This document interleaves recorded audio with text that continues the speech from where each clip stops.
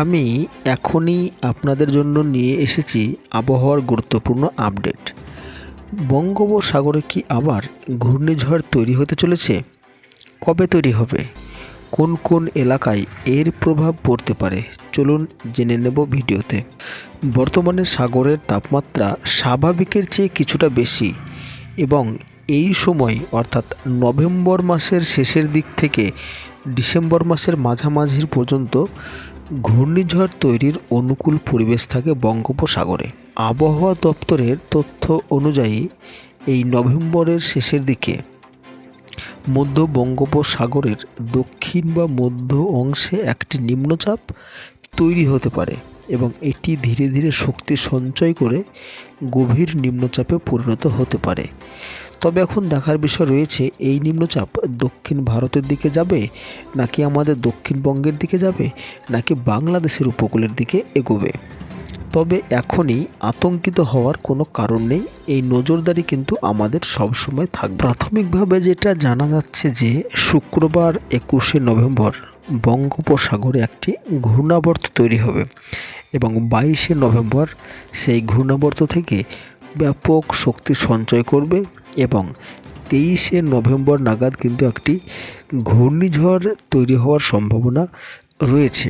তবে এই ঘূর্ণিঝড় একটা জিনিস লক্ষ্য করা যাচ্ছে যে এর গতিপথ প্রথমে কিন্তু শ্রীলঙ্কার দিকে এগোবে এবং হালকা বাঁক নিয়ে দক্ষিণ ভারতের দিকে এগিয়ে যাবে, যেটা কিন্তু দেখা যাচ্ছে। তবে এর ল্যান্ডফল আপাতত মঙ্গলবার 25শে নভেম্বর কিন্তু দেখা যাচ্ছে। শ্রীলঙ্কার কিছু অংশ, পুডুচেরি, চেন্নাই, নাল্লোর, এই সমস্ত দক্ষিণ ভারতের সমুদ্র উপকূলের উপর কিন্তু এফেক্ট বেশি পড়তে পারে। তবে এর এফেক্ট দক্ষিণবঙ্গে আমাদের তেমনভাবে কিন্তু লক্ষ্য করা এই মুহূর্তে যাচ্ছে না। তবে কিছু বাতাস আমাদের দক্ষিণবঙ্গের উপকূলে বইতে পারে। তবে বৃষ্টিপাত যদি লক্ষ্য করা যায়, তবে একটা জিনিসই এখান থেকে দেখা যাচ্ছে যে এই বৃষ্টিপাতও কিন্তু দক্ষিণ ভারতের মধ্যেই সীমাবদ্ধ থাকছে। আমাদের দক্ষিণবঙ্গ, উত্তরবঙ্গ, বাংলাদেশ এই অংশগুলোতে কিন্তু এই যে ঘূর্ণিঝড়ে বৃষ্টিপাত কোনো রকমভাবেই সম্ভব হচ্ছে না। মানে বৃষ্টিপাত কিন্তু শুধুমাত্র দক্ষিণ ভারতে অবস্থান করবে।